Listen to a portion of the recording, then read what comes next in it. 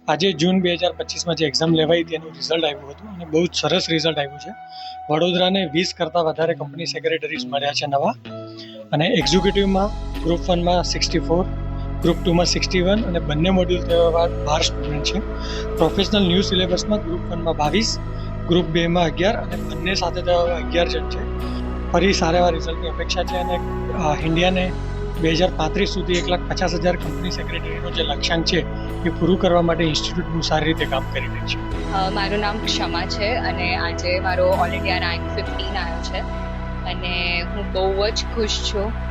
નાનપણથી લઈને આજ સુધી મારા પેરેન્ટ્સે, મારા બધા જ એલ્ડર્સે મને બહુ જ સપોર્ટ કરી છે. એના માટે હું આભારી છું અને આ જ રીતે એમનું બ્લેસિંગ્સ મારા ઉપર હોય એટલે હું આગળ વધતી રહું. મારું નામ જયેશ શ્યામભાઈ જાનેમલાણી છે.